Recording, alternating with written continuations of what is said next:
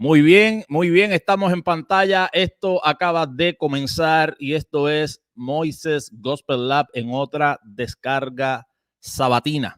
Así que saludamos a todos los que puedan estar conectándose con nosotros por aquí. Saludamos a Rosina Guevara, saludamos al señor Morsi, le bendiga mucho. Hace tiempo no le veía por acá. Omar, Lu Martínez, todos los que puedan estar conectándose con nosotros.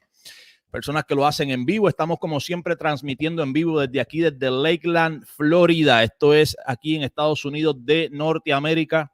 Y los que puedan luego ir conectándose a medida que va transcurriendo este video, también quedan saludados. Los que también lo hacen de manera diferida, los saludamos a todos. Los invitamos a que se suscriban a nuestro canal presionando por aquí el botoncito de suscribirse, activando también la campanita para que reciban una notificación cuando estemos transmitiendo en vivo o cuando subamos algún tipo de contenido a nuestro canal. Así que le damos la bienvenida a todos. Hoy vamos a hablar un poquito en términos generales sobre la denominación pentecostal, el pentecostalismo y sus inventos, los inventos, conceptos, prácticas que son muy comunes dentro de este movimiento, dentro de esta denominación, pero que realmente cuando los filtramos por el texto bíblico encontramos que carecen de base bíblica.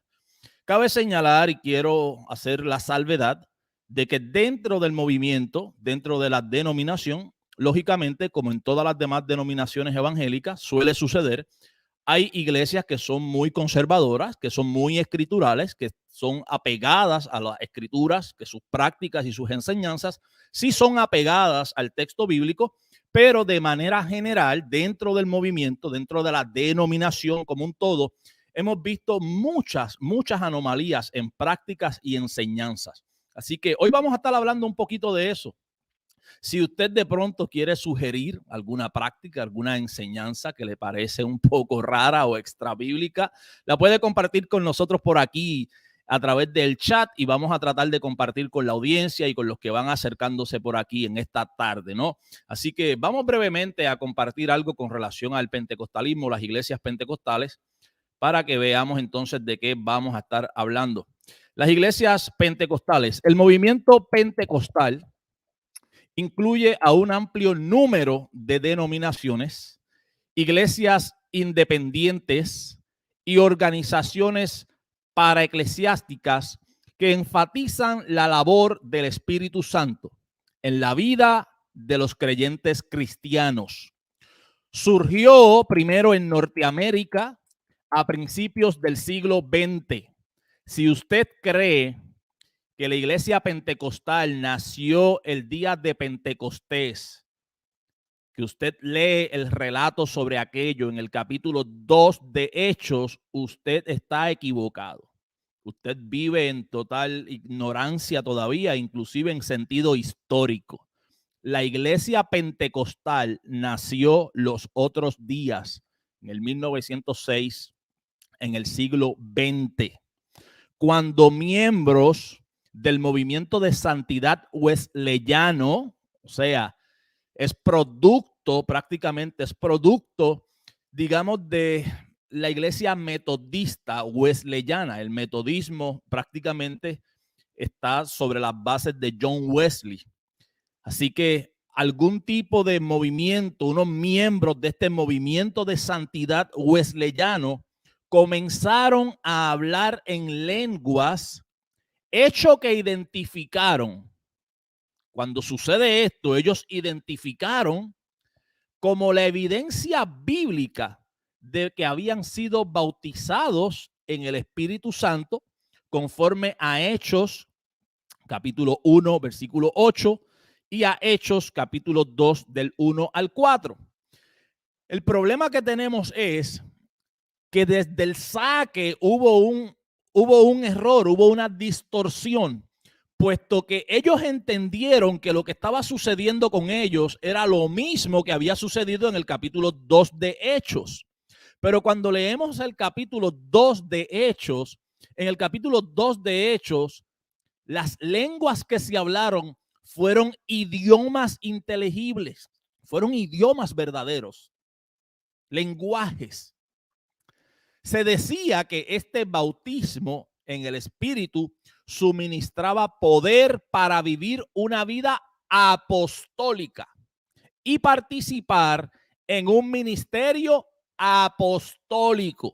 Así que todas estas bases son necesarias para que usted logre comprender de dónde surge todo este movimiento que tenemos hoy día de apóstoles, de profetas, porque ahora el pentecostalismo lo quiere negar, ¿no? Ahora se quieren limpiar las manos como Pilato y quieren decir yo no fui, eso no salió de nosotros, pero la realidad es que sí.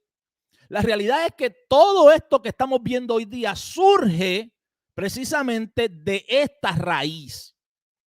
Esta es la fábrica.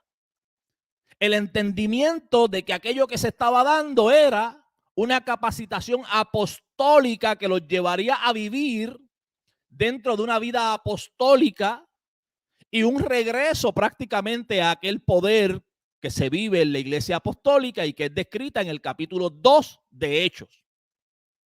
Así que ellos toman esto prácticamente como una guía que incluía los carismas de Primera de Corintios capítulo 12 del 8 al 10. El movimiento se ha autodenominado fe apostólica, evangelio completo, lluvia tardía y pentecostal. Uno de los primeros y más importantes centros de actividad en identificarse a sí mismo como pentecostal surgió bajo la dirección de un pastor afroamericano, William Joseph Seymour, y la misión de la fe apostólica del número 312 de la calle Azusa en la ciudad de Los Ángeles de los Estados Unidos en abril del 1906. Fe apostólica, evangelio completo, lluvia tardía, todos estos conceptos surgen de aquí. A los 18 meses de su comienzo, la misión de la calle Azusa había enviado muchísimos evangelistas. A partir del 1906, ya para el 1907 eran muchos los evangelistas que estaban saliendo de ese movimiento, que atravesaron toda Norteamérica, y misioneros que ejercían el ministerio en Europa, Oriente Medio, África, Asia y México. Los primeros pentecostales surgieron de sus raíces metodistas. Lo repetimos, los primeros pentecostales surgieron de sus raíces metodistas y del movimiento de santidad wesleyano. Sí, porque ahora los pentecostales clásicos viven en total apatía con el metodismo. Se dice que son primos, pero no hermanos. Como que no somos lo mismo. Y ciertamente no son lo mismo. El pentecostalismo sale del metodismo. Describiendo su entrada en la plenitud de la vida cristiana en 3 etapas: conversión, santificación y bautismo en el Espíritu. Cada una de estas etapas era entendida con frecuencia como una experiencia de crisis diferente que era posible fechar. O sea, no como algo que se da en la regeneración, en esta nueva criatura que es engendrada por el Espíritu, que es engendrada por Dios, sino que ellos podían determinar exactamente cuándo la persona se convirtió, cuándo entró en un proceso de santificación y cuándo específicamente fue bautizada con el Espíritu o en el Espíritu. ¿Ok? Otros pentecostales provenientes de la tradición reformada o vinculados a las enseñanzas de Keswick sobre la vida cristiana más elevada llegaron a ver la santificación no como una experiencia de crisis, sino como una búsqueda continua. Este debate se tradujo en el primer gran cisma entre los primeros pentecostales, grupos como la Iglesia de Dios en Cristo, la Iglesia de Dios Cleveland, Tennessee, de Estados Unidos de Norteamérica, y la Iglesia de Santidad Pentecostal Internacional. Continuaron enseñando la primera posición conocida como santidad, mientras otros grupos como las Asambleas de Dios y la Iglesia Internacional del Evangelio Cuadrangular mantuvieron la última postura llamada trabajo terminado. Una segunda o un segundo gran cisma se produjo entre el 1907 y el 1916 en discusiones sobre la fórmula bautismal apostólica. La mayoría de los pentecostales abogaron por la clásica fórmula trinitaria, mientras otros arguían a favor de la fórmula en el nombre de Jesucristo, recogida en los Hechos de los Apóstoles, capítulo 2, versículo 38 del libro de Hechos. Hacia el 1916 se había formado un nuevo grupo de iglesias conocidas como iglesias de la unicidad o del nombre de Jesús, hoy actualmente conocidos como los Jesús solos o los unicitarios, la iglesia de la unicidad. Son pentecostales. Desde el saque, desde el nacimiento, esa gente no llegaron los otros días. Esos herejes no llegaron los otros días. Esos herejes nacieron. El movimiento pentecostal parió la unicidad en pocos años de haber surgido. El movimiento pentecostal surge en el 1906 y ya para el 1916 habían parido la unicidad, habían parido los Jesús solo. Ese fue uno de los primeros sigmas grandes que se da dentro del movimiento pentecostal. Entre ellas están las asambleas de Dios pentecostal del mundo y la Iglesia Pentecostal Unida.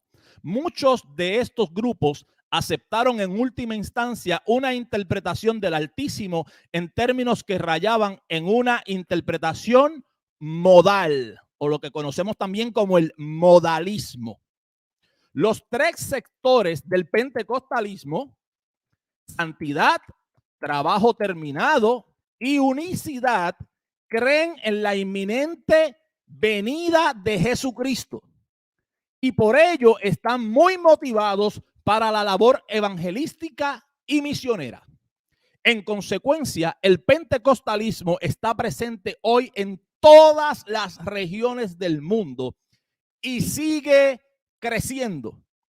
Es la mayor presencia cristiana no católica en América Latina. Repito, el pentecostalismo es la mayor presencia cristiana no católica en América Latina. Es la mayoría. Si usted se pregunta quiénes son mayoría dentro del pueblo evangélico, en América Latina completa es el pentecostalismo. Y los que han seguido mi canal en otros temas escatológicos y demás, ustedes saben que yo he dicho que el dispensacionalismo es la teología que domina y que copa todo el sistema evangélico prácticamente de manera general. Así que lo mismo sucede y debido a esto en parte con el pentecostalismo. El pentecostalismo abrazó la teología dispensacionalista de manera general y el pentecostalismo es la denominación de mayor popularidad y la denominación de mayor presencia en toda América Latina. Así que vaya sacando sus cálculos para que entienda las razones del por qué vemos lo que vemos y por qué vivimos lo que estamos viviendo. Ha crecido enormemente en toda África. Si usted está viendo todos esos videos de estas prácticas raras que se están dando en África, estos pseudo profetas que se están levantando en África con unas prácticas sumamente extrañas, pues esas personas, les guste o no les guste a los hermanos pentecostales, esas personas, la mayoría de ellos no salen ni surgen de iglesias presbiterianas, no salen ni surgen de iglesias luteranas, de iglesias bautistas, salen y surgen de movimientos pentecostales, movimientos carismáticos, neocarismáticos, neopentecostalismo, que han sido producto de la denominación pentecostal. ¿Ok? Ha crecido enormemente en todo África, con frecuencia dando origen a iglesias africanas independientes o indígenas. En Asia, el pentecostalismo es fuerte en lugares como Filipinas, Corea y la India, y entre la mayor parte de las iglesias en casa de China. Las mayores congregaciones pentecostales del mundo se encuentran en Seúl y Surabaya. Hace un poquito de relato con relación a todo esto en esos diferentes países y quiero al final leerles lo siguiente.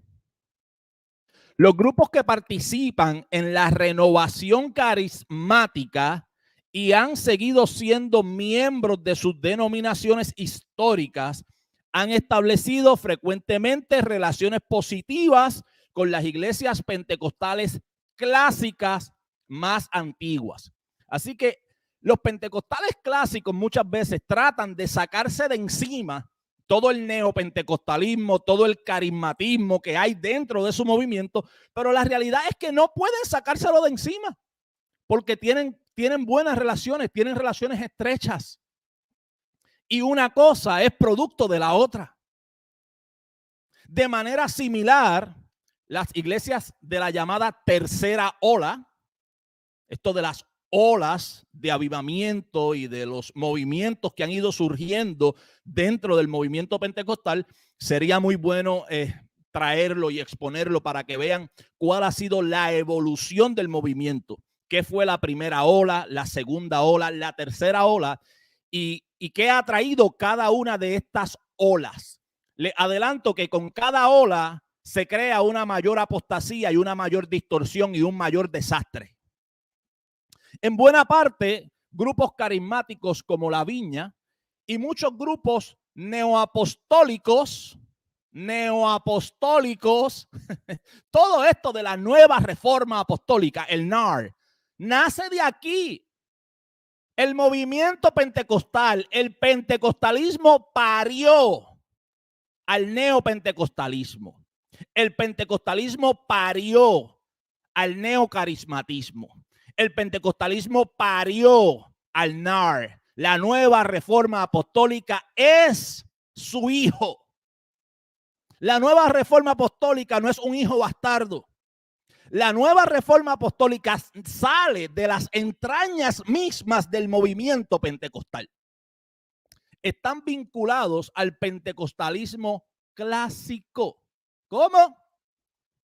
Los grupos neoapostólicos están vinculados al pentecostalismo clásico, aunque la mayoría no. No son mayoría, pero los hay. Todos ellos comparten muchas cuestiones en materia de teología y experiencia. Según la World Christian Database, base de datos cristiana mundial, el número de pentecostales clásicos asciende a 78 millones. Los carismáticos suman 192 millones y los neocarismáticos 318 millones. Así que tenemos aquí una base histórica para que veamos dónde estamos parados con relación a la denominación pentecostal. Estas prácticas, estos conceptos que muchas veces se hacen populares, son sumamente común dentro de esta denominación. Mire, yo tengo un listado pequeñito, pero usted también me puede compartir por aquí, ¿ok? Usted ha escuchado dentro de estos círculos religiosos el mover del Espíritu Santo. Esto que ellos llaman el mover del Espíritu Santo. Ese mover no lo encontramos en el texto bíblico. No encontramos en el texto bíblico esa frase, y se movió Dios allí. Se movió, se dio el mover del Espíritu Santo. El problema no es que Dios opere o no opere. El problema no es que el Espíritu Santo se mueva o no se mueva. Sabemos y somos testigos de que el Espíritu Santo es real y que produce una obra real, verdadera, eficaz, permanente. El problema es que por lo general estos grupos le llaman al desorden, a los brincos, a los saltos, a la glosolalia, muchas veces a un show, a un espectáculo ridículo, circense, el mover. A eso le llaman el mover del Espíritu Santo, distorsionando así la obra verdadera, real y eficaz, permanente del Espíritu Santo. ¿Creo en el mover del Espíritu Santo? Sí. Cuando una persona se convierte, hay un mover del Espíritu Santo. Cuando una persona se arrepiente, hay un mover del Espíritu Santo. Cuando una persona comienza a estudiar la palabra del Señor con seriedad, hay un mover del Espíritu Santo. Cuando el Espíritu Santo comienza a santificar a una persona, hay un mover del Espíritu Santo. Cuando en estos círculos religiosos las personas comienzan a correr, a brincar, a tirarse contra el suelo, hay una emoción bastante grande, pero no necesariamente se trata de un mover del Espíritu Santo. Y ahí es donde yo encuentro que hay una distorsión a este revolú, a este desorden. Se le ha llamado tradicionalmente el mover del Espíritu Santo. Algo que está completamente errado. ¿A qué se le llama poder de Dios? Dentro de la mayoría de estos círculos pentecostales, neopentecostales, carismáticos, neocarismáticos, la nueva reforma apostólica, ¿a qué se le llama poder de Dios?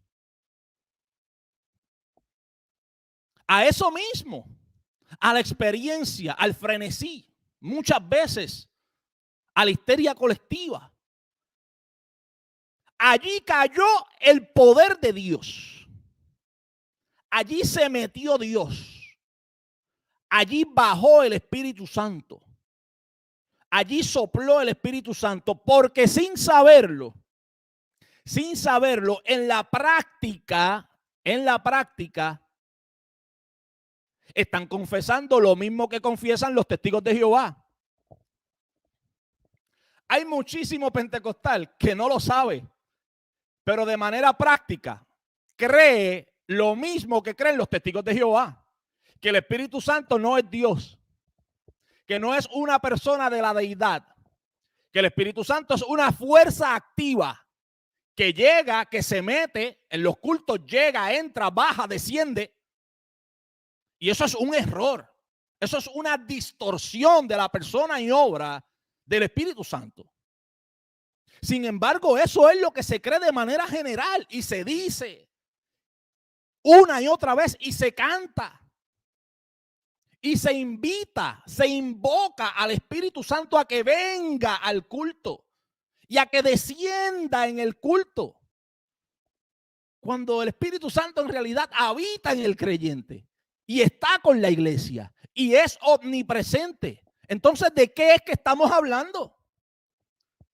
Son pentecostales que en la práctica creen lo mismo, no creen diferente a los testigos de Jehová, creen lo mismo. Para ustedes el Espíritu Santo es una fuerza activa, es una fuerza que llega, que entra, que se mete a la cuenta de 3. Y que cuando se acaba el culto baja el telón, se hace la oración, se dice el último amén y ya el Espíritu Santo se fue. Ya. Ahora salimos, nos saludamos, nos vamos al fast food más cercano y todo ha vuelto a la normalidad. El Espíritu Santo se movió. El Espíritu Santo se movió. ¡Wow! Tremenda la manifestación. Entonces le dicen a las personas como yo, no, es que tú no crees en la manifestación. No, usted se equivoca. Lo que pasa es que yo creo en la manifestación bíblica. La manifestación, la palabra manifestar, es sinónimo de mostrar, de revelar. Usted me está diciendo a mí que el Espíritu Santo se revela, se muestra con esos brincos, con esa histeria, cuando el texto bíblico me dice que hay unas evidencias de las obras de la carne, pero que de la misma manera es evidente el fruto del Espíritu. Esa evidencia es la manifestación, Esa es la manera en la que es manifiesta la obra del Espíritu. Cuando podemos ver el fruto del Espíritu. Y el fruto del Espíritu, cuando usted lo busca en el texto bíblico, no tiene absolutamente nada que ver con frenesí, con histeria colectiva, con brincos, con saltos y con glosolalia, con desorden. Absolutamente nada. Pero esto es lo que se patrocina dentro de esa denominación, de manera general. Y me perdonan aquí si estoy generalizando y en esta generalización se van 2 o 3 envueltos que no tienen que estar allí. Hemos hecho la salvedad de que no son todas las iglesias, pero de manera general eso es lo que ha vivido y lo que ha estado viviendo y lo que vive el pentecostalismo. Esa es la realidad.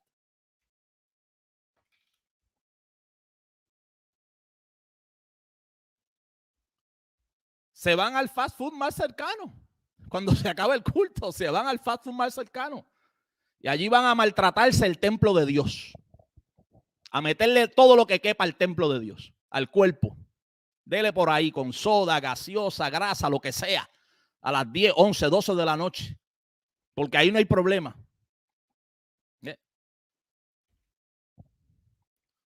Dice Francisco, el Dennis se llena después del culto. Sí, se llenan.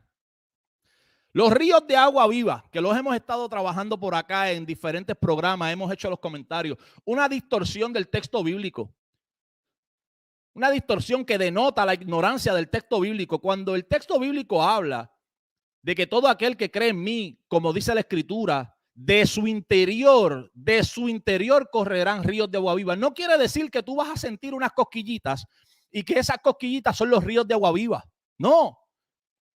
Tiene que ver con lo que está en ti, que va a salir, que va a emanar de ti. Jesús, hablando con la samaritana, le ofreció agua viva, agua que salta para vida eterna, de la cual, si probaba de ella, no tendría necesidad jamás de beber nada. O sea, tuviese el sustento eterno. Agua viva que salta para vida eterna. Y es lo que dice nuestro Señor. El que bebiere de esta agua no tendrá sed jamás.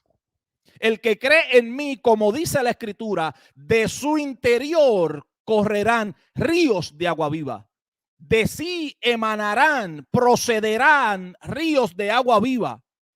Porque con nuestra cristiandad, con nuestro testimonio, afectamos a otros de manera positiva, llevándoles también a ellos y ofreciéndoles también a ellos el agua viva que nosotros hemos probado y hemos consumido, que salta para vida eterna y que opera para la salvación del hombre. Pero no, ellos quieren sentir las corrientitas. Ay, los ríos, los sentí, ríos de agua viva. Y permanecer ahí en esa ignorancia. Y de allí no hay quien los saque. Porque tiene que ser Dios realmente. Tiene que ser una obra de la que muchos de ellos desconocen. Tiene que ser una obra verdadera, real, eficaz del Espíritu Santo. No puede ser producto del brinco y del salto y de la emoción. Tiene que ser una de esas obras reales que hace solamente Dios, quitando las vendas de sus ojos para que puedan venir a la verdad bíblica. Para que puedan ser alumbrados por la luz, puedan ser alumbrados por la Escritura.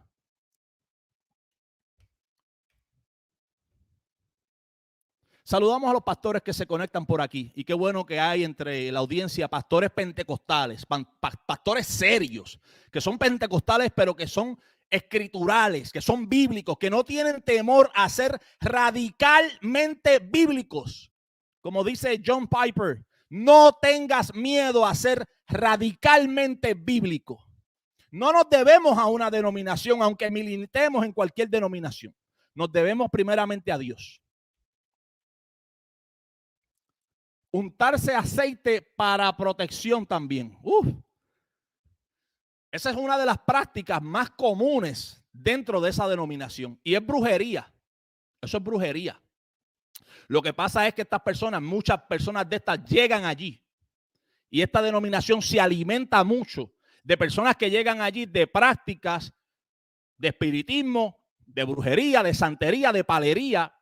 se convierten supuestamente, pero en realidad lo que hacen es un sincretismo, donde ahora continúan con sus prácticas fetichistas, pero le ponen un apellido cristiano. ¿Ves?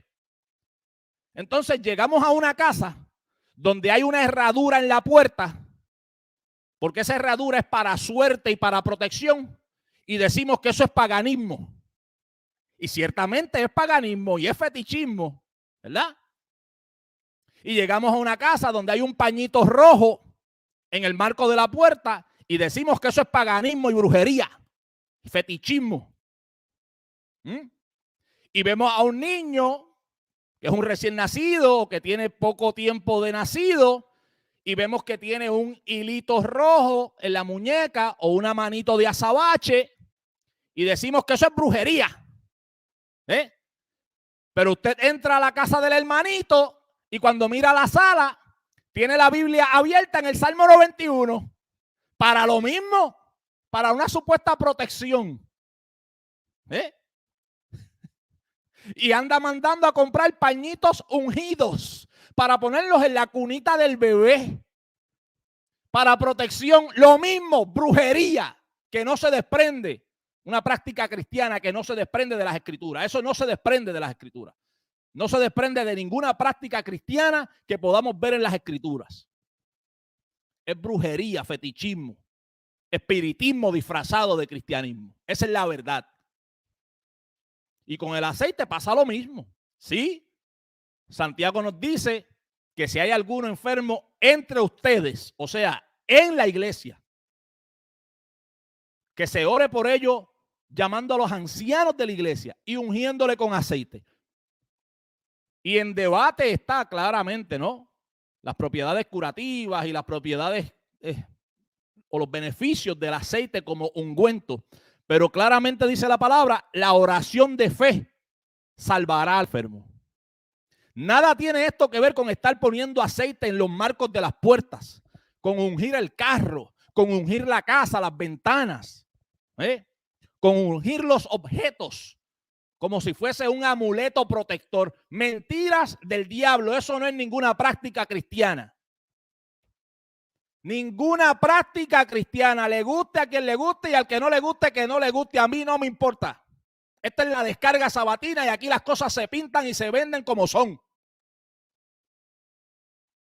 Eso no es una práctica cristiana, eso de estar poniéndole aceite a los objetos para protegerlos, eso no se desprende del cristianismo. Esa es la realidad. El famoso respaldo de Dios. ¿A qué es que se le llama respaldo de Dios? Hoy me decía un ignorante seguidor de Candelita, cualquier persona que considere que Candelita, que Benicio Molina, que Daisy Agudo, que estos charlatanes son hombres de Dios, son personas ignorantes, neófitas. Que lo que pasa es que yo tengo envidia de Candelita, porque Candelita tiene respaldo de Dios. Y esto del respaldo de Dios es otra de las barrabasadas que se da y que se vive dentro de ese movimiento. Ellos han creado una serie de conceptos dentro de su burbuja que ellos se la viven y se la creen. ¿Qué es el respaldo de Dios para esta gente? Bueno, si usted tiene una actividad evangelística, un culto, una campaña, usted se mata promocionándolo por radio, televisión, prensa, flyers, todas las redes sociales y plataformas sociales, la actividad se llena, ¿no? Y entonces se dice que el hecho de que la actividad se llenó, que fue mucha gente, eso quiere decir que es una persona, un hombre, un ministerio que tiene respaldo de Dios. Miren cómo Dios respaldó la actividad. Papá, tú te metiste 2 meses anunciándola. Tú tienes una serie de pastores que los tienes empuñaditos en la mano porque participan en la emisora, porque tú sabes, los socios, el negocio, que cuando tú los llames, mira, tengo esta actividad, van para allá con una guagua escolar llena de gente. Y allí llegan toditos así como si fueran vacas encepadas para meterlos en el corral. Ahí están las vacas mías. Y allá llega el otro pastor. Aquí traigo las vacas mías. Y aquí llega el otro con las vacas mías. Y las vacas y se forma el hato completo. No, respaldo de Dios. ¡Wow! ¿Qué clase de respaldo? Predicando herejías, enseñando cosas que no son bíblicas, actuando de manera frenética, irracional, llevando al pueblo al desenfreno, a la idolatría, y usted me está hablando de respaldo de Dios. Lo que pasa es que a esta gente se le ha enseñado que las campañas llenas, el brinco, el salto, la emoción, eso es respaldo de Dios. Pregunto una cosa. ¿Qué pasó entonces con Juan el Bautista? Juan el Bautista no tuvo respaldo de Dios. Pregunto, ¿Juan el Bautista no tuvo respaldo de Dios? Porque es que la cabeza de Juan el Bautista terminó servida en una bandeja. Le cortaron la cabeza, lo degollaron y su cabeza la sirvieron en una bandeja. Pregunto, ¿Pablo no tuvo respaldo de Dios? Que cuando comienza a relatar y a decir todas las cosas que ha vivido, hambre, persecución, naufragios, de todo tipo de cosas, entonces no tuvo respaldo de Dios. Terminó muerto igualmente. Ninguno de los discípulos del Señor tuvieron respaldo de Dios. Muertos todos. Martirizados todos. Esteban no tuvo ningún respaldo de Dios. A ese lo cogieron y lo apedrearon. Ese no tuvo campañas llenas. Ese no tuvo luces, no tuvo humo, no tuvo guaguas escolares, no tuvo nada. Bola de ignorantes. Son una bola de ignorantes que han creído esta porquería de que tener respaldo de Dios es tener una iglesia llena. Usted se puede fijar que en todas las cartas del Nuevo Testamento nunca la preocupación fue el tamaño de la iglesia. Siempre fue la calidad de la doctrina, la santidad, la integridad, la fidelidad a Dios. Y me vienen a hablar de respaldo de Dios. Bobolón, ignorante, neófito. El respaldo de Dios no se mide por multitudes. El respaldo de Dios no se mide por un equipo de música. No se mide por tener 3 o 4 emisoras. No se mide por tener un templo de cemento grande. Eso no es respaldo de Dios. Mazo de ignorantes.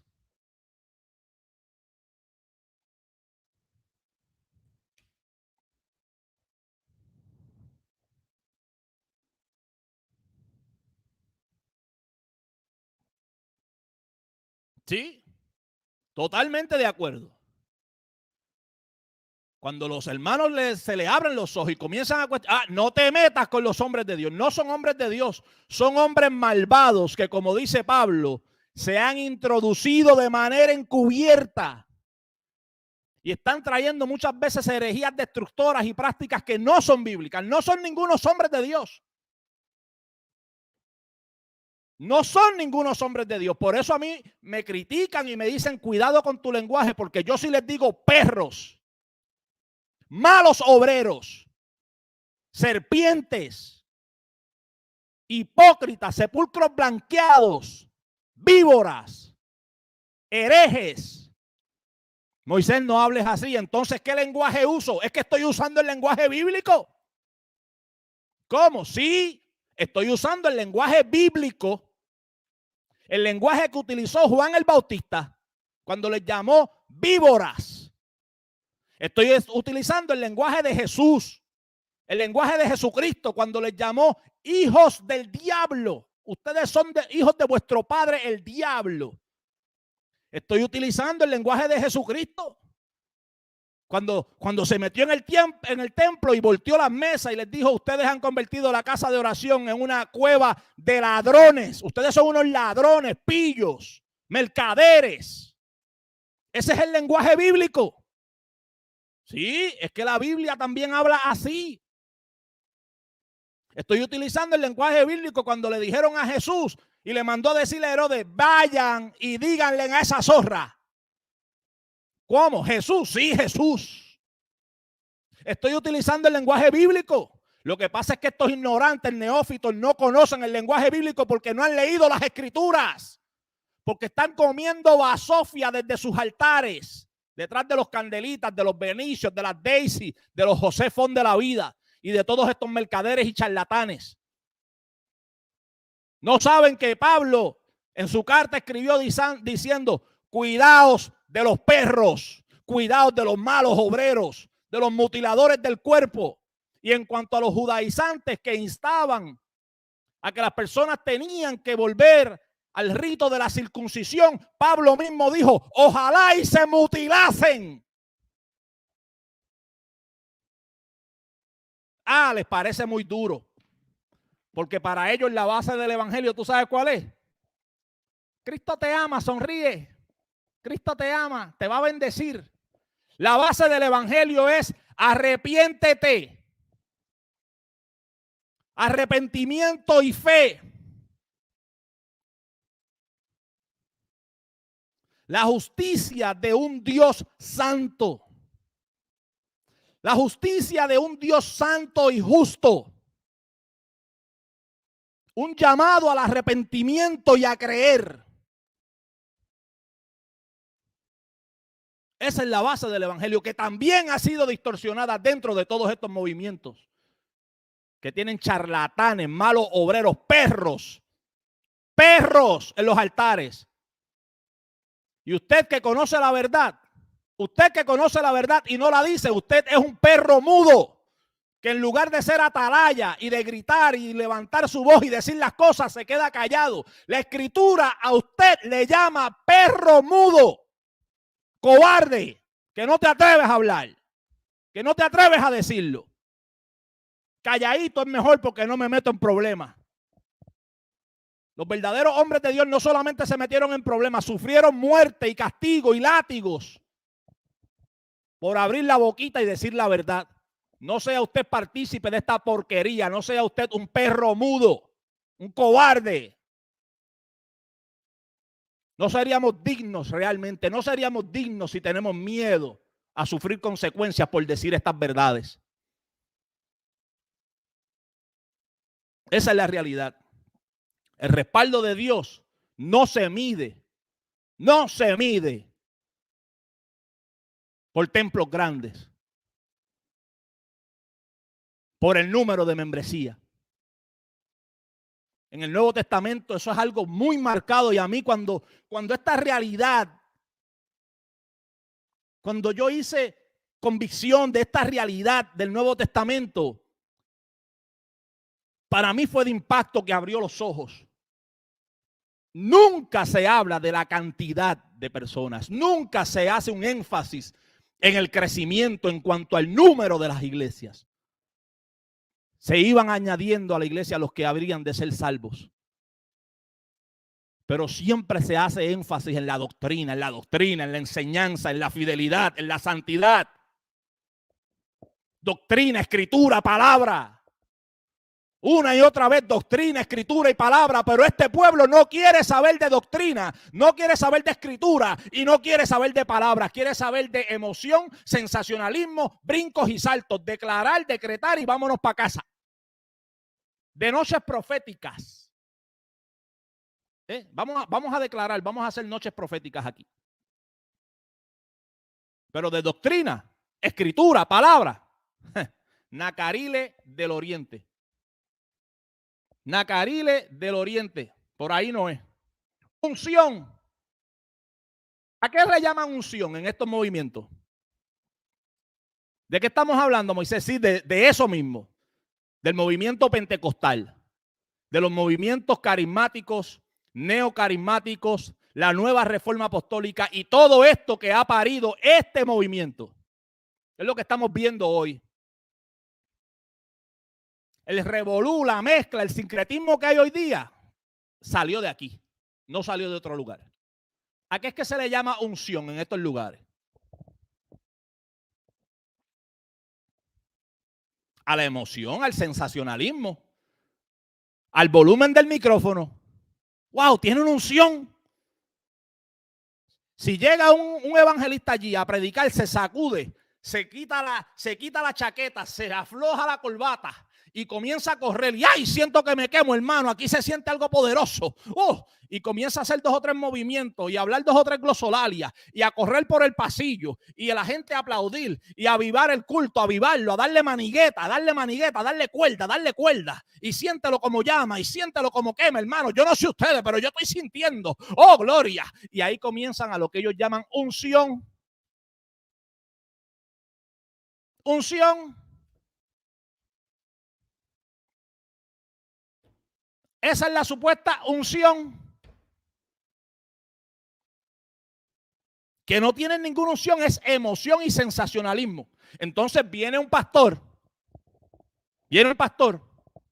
que se ha preparado en oración, en ayuno, en un estudio bíblico intenso, profundo, con una palabra bíblica, con una exhortación expositiva, cargada de escritura, pero como no brinca, como no se sacude, usted sabe lo que dicen los perros eso. El pastor está muerto. Está muerto, está como seco ahí. No tiene el Espíritu Santo. Sí, porque es que esos charlatanes, esos bandidos miden la espiritualidad, la unción, la intimidad que pueda o no tener alguna persona con Dios, según sea su conducta. Si es una conducta efusiva, brinca, salta, patalatea, ese tiene unción. Si es una persona que se maneja de manera ordenada, organizada, se conduce de una manera pasiva, ecuánime, le falta unción, está apagado. Posiblemente la persona lleva días en oración, ha presentado inclusive ayuno, ha estado encerrado estudiando la escritura, buscando comentarios, concordancia, diccionario bíblico, para traer un mensaje expositivo, un mensaje que pueda nutrir al cuerpo. Pero como la mayoría de los que están allí no son ovejas, son cabritas. Son cabritas y cabritos que le encanta estar brincoteando. Oh, el brinco. Ay, sentí. Oh, gloria, sentí. Desprecian la escritura, desprecian la doctrina, desprecian la palabra. Dale emoción. Dale emoción, dale brinco, dale salto, dale profecía. Eso sí le gusta. Ahí sí sienten. Ahí sí salen contentos del culto. ¡Wow! ¡Wow! Tremendo. Ese pastor hay que invitarlo otra vez. Eso estuvo glorioso. Hay que invitarlo otra vez. A ese sí. ¿Eh? Entonces, el predicador que llegó allí a hablar una realidad bíblica o a corregir, a exhortar desde las escrituras, ese no lo vuelvas a traer. Eso parece un cementerio. Está muerto, está frío, parece bautista. Y porque los bautistas no creen en nada de eso. Eso es lo que... Ay, Dios mío. Sí, esa es la realidad. Esa es la realidad. La llamada unción en estos movimientos, se le dice unción al sensacionalismo, a la emoción. Pregúntale, ¿qué es la unción esa? ¿A qué es que tú le llamas unción? Nada, que predica así, que predica con pepa, que predica con fuego, como ellos dicen, fuego, fuego, fuego. Tienen una obsesión con el fuego. Que de hecho, esa obsesión con el fuego ha sido producto de una mala interpretación del texto bíblico. Esa es la realidad. Ha sido producto de una mala interpretación del texto bíblico. Cuando vamos al texto bíblico, Juan el Bautista está llamando al arrepentimiento y dice que el que viene detrás de él os bautizará con Espíritu Santo y con fuego. Que el aventador ya está en su mano, el aventador para echar al fuego. Y que el hacha ya está puesta a la raíz de los árboles. Que todo árbol que no da buen fruto será echado al fuego. O sea, el bautismo del que viene detrás de él será en Espíritu Santo al creyente y en fuego al que no cree, porque venía un juicio. Es lo mismo que dice el profeta Joel, capítulo 2 de Joel, que en esos postreros tiempos y no refiriéndose al fin de todos los tiempos, la postrimería de todos los tiempos, sino refiriéndose a esos postreros tiempos de la alianza, del pacto, del antiguo pacto. Vendría el derramamiento del Espíritu Santo, se daría el Espíritu Santo, el derramamiento del Espíritu Santo, pero también vendría el día del juicio. Es lo mismo que está predicando Juan el Bautista, Espíritu Santo y fuego. Pues no, ellos creen que es, y piden inclusive que Dios los bautice con fuego. No, con fuego no, brother, el fuego es juicio. Con Espíritu Santo nada más, ¿ok? Con Espíritu Santo nada más. Pero, ¿por qué es necesario el fuego? Porque este fuego es parte, ya es algo intrínseco de la denominación, la fogosidad, esa efusividad. Fuego, fuego, y la iglesia pide fuego y queremos fuego y que se meta el fuego, ¿eh? Y quémame con el fuego, y todo es fuego, están obsesionados con el fuego. Y la raíz, la base de esa mentalidad de pedir fuego es una mala interpretación, lamentablemente. Pero ¿a qué le llaman fuego? ¿A qué le llaman fuego? Porque en el texto bíblico el juicio o el fuego era visto como algo purificador, ¿no? Cuando leemos en Malaquías se dice que serán pasados por fuego, que serán purificados, ¿verdad? En ese juicio que vendría, los hijos de Judá serían purificados, entonces saldría lo mejor de ellos. Pero el fuego pentecostal no habla de santificación. No es un proceso de santificación, no es un proceso de prueba para sacar lo mejor de ellos. No es un fuego purificador. ¿Ve? El fuego pentecostal es eso, el desenfreno, el frenesí, el corre-corre, el grito, el salto, el desorden. Eso es fuego, fuego, fuego, fuego, fuego, fuego, fuego por las cuatro esquinas, fuego pentecostal, fuego. Locura, locura, desenfreno. Y a eso le llaman fuego. Una total distorsión. Una total distorsión. La oposición que hay en muchos de estos círculos al conocimiento de las Escrituras.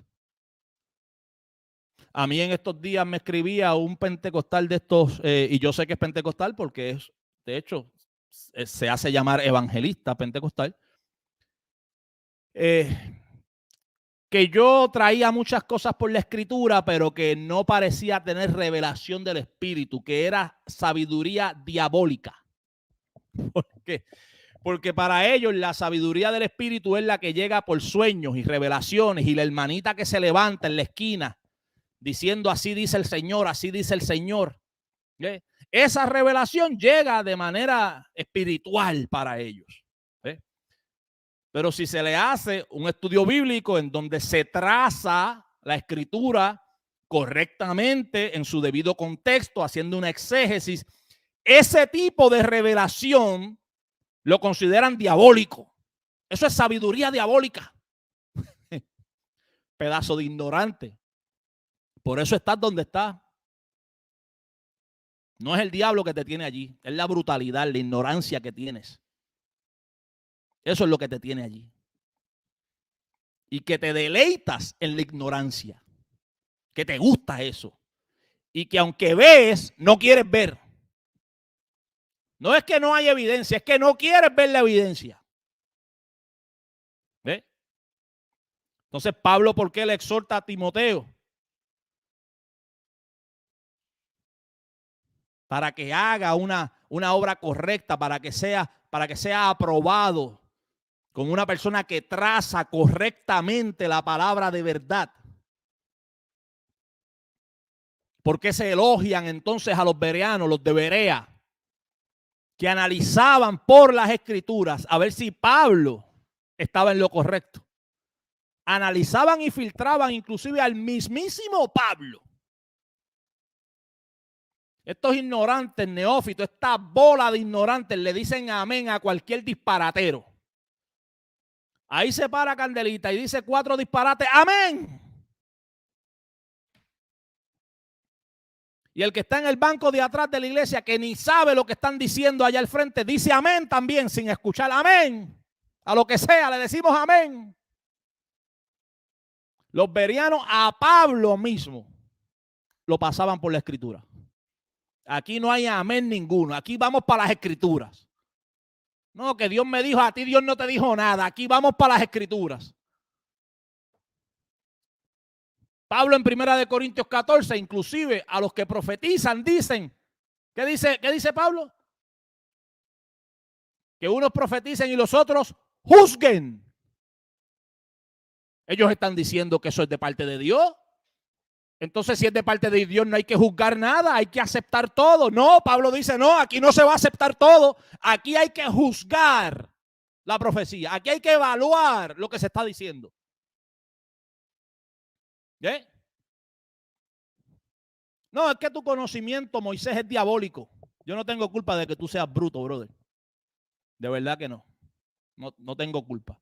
La palabra dice que si alguno está falto de conocimiento y de entendimiento, que lo pida a Dios. Yo no tengo culpa de tu brutalidad.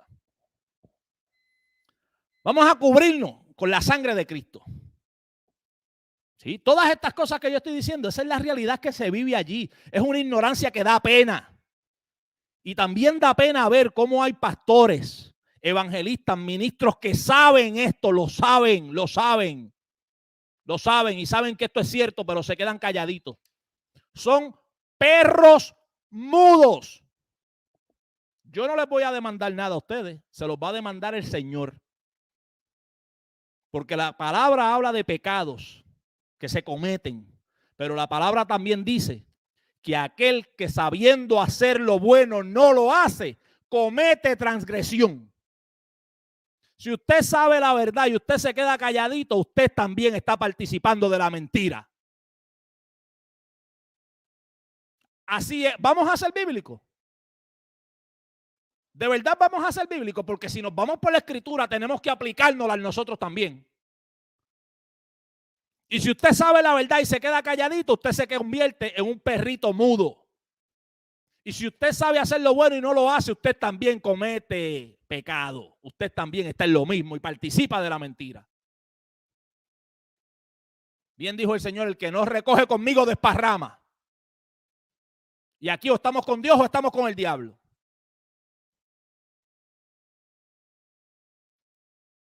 Esto es así de sencillo.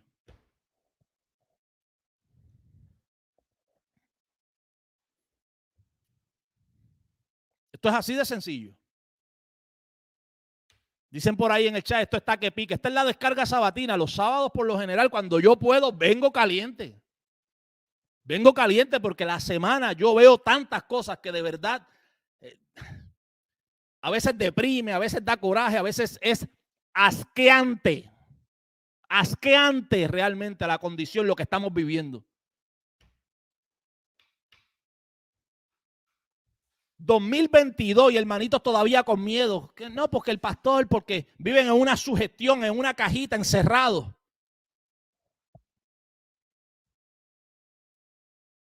Y hay que tener cuidado. Mire, esta es la denominación más grande.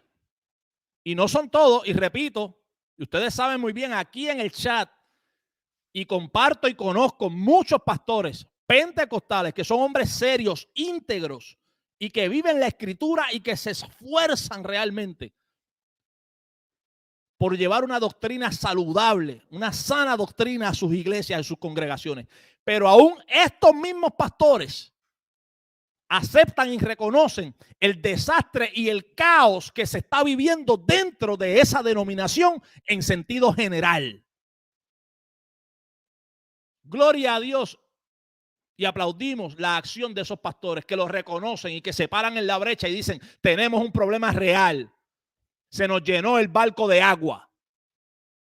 Aquí se metieron los católicos carismáticos, aquí se metieron los espiritistas, aquí lo que hay es un sincretismo, aquí se predica coaching, aquí se predica metafísica. Esto ya dejó de ser lo que era. Tenemos que abrir sábanas y tenemos que definir.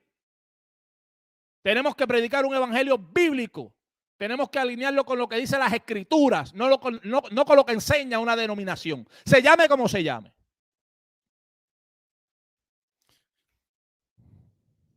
Esa es la otra, cubrirse con la sangre de Cristo, como si fuese un amuleto. Son espiritistas. Son espiritistas. Y tenga cuidado con esto, que en el pentecostalismo hay mucho espiritismo. Mucho, y no práctico necesariamente. Si usted no sabe lo que es el espiritismo, busque información sobre el espiritismo. Porque hay un espiritismo práctico, donde se hacen consultas espiritistas y se leen las cartas y el tarot y todo esto. Pero hay un espiritismo que no es práctico, pero sí es de convicción. Y hay mucha práctica espiritista dentro de esta denominación. Mucha. Luz, suave, luz, suave, suave. No me cuque, no me cuque, no me cuque. Saludamos a Luz Martínez. Porquería, basura. Es basura lo que estamos viendo. Eso no es el evangelio de Cristo. Eso no es. Y estos perros mercaderes se aprovechan de la ignorancia del pueblo. ¿Saben para qué? Para sacar beneficio económico. Envíen ofrendas que estamos evangelizando. Usted no está evangelizando a nadie.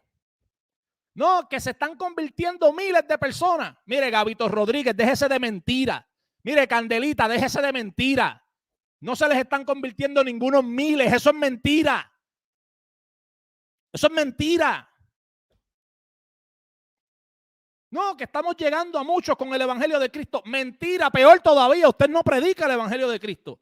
Estamos llenos de falsas conversiones.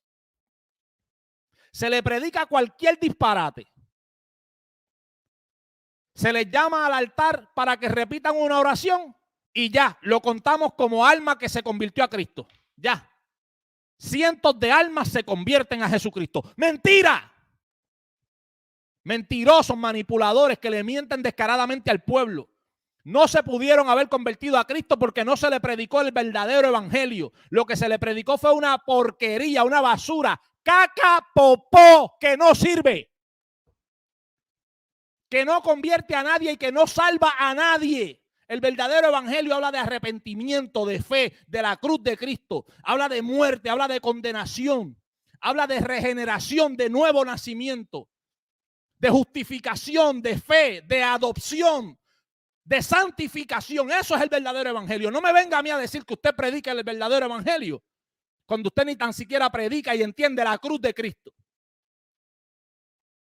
El verdadero evangelio habla de la doble imputación, de que aquel que no conoció pecado por nosotros, Dios lo hizo pecado para que nosotros fuésemos hechos justicia delante de Dios en él. Ese es el verdadero evangelio. Predicarle a la gente cualquier disparate, cualquier basura y después llamarlos para que repitan una oración y decir que cientos de almas se convirtieron es una vil mentira. Eso es porquería. Engañando a la gente, diciendo ofrenden que se están convirtiendo. No se está convirtiendo nadie, mentiroso. Han desarrollado un sistema de autoengaño.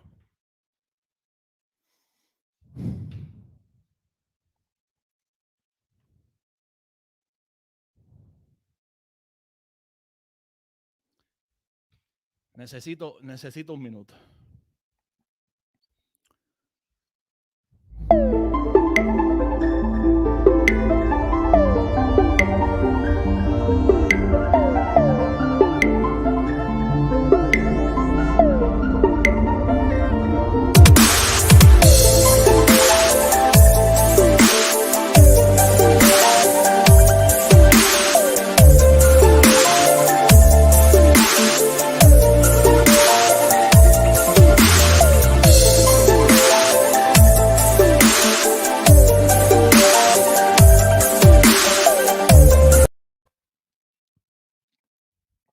Me disculpan, hermano, pero yo de esto, de verdad, esto sí no es montaje. Esto sí no es montaje. Yo esto lo vivo de verdad. Y cuando salgo por aquí lo expreso y abro el corazón y lo siento de verdad. Esto da pena, esto da coraje, es una frustración increíble. Cómo estos charlatanes se han quedado con todo.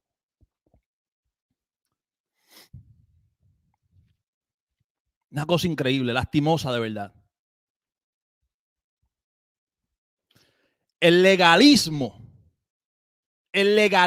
que se vivió, que se ha vivido y que se vive en dicha denominación es digno de condenar.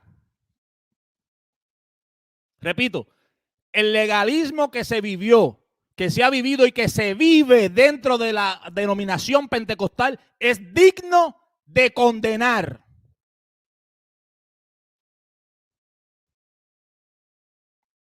En la práctica, regresaron a Roma.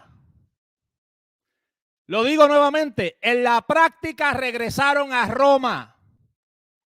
La Reforma Protestante desarrolló una de las columnas principales de las 5 solas, es la sola fide, la sola fe, en la que se establece la doctrina de la salvación única y exclusivamente por fe. Porque creemos en la doble imputación. Creemos que es una fe que se da, una justificación que se da de manera forense, jurídica. No es que somos hechos justos. No. Es que somos declarados justos. Al que no conoció pecado, por nosotros lo hizo pecado para que nosotros fuésemos hechos justicia delante de Dios en él. La doble imputación. Y solamente por fe somos salvos. Sin embargo, este movimiento se ha caracterizado por desarrollar un sistema de legalismo, donde a la fe también se le añaden obras. Y ellos no las venden desde el altar como que operan para salvación, pero le quitan la salvación.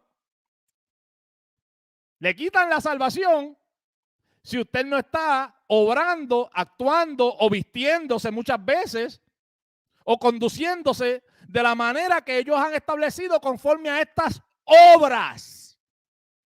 Entonces no creen en la salvación por fe solamente.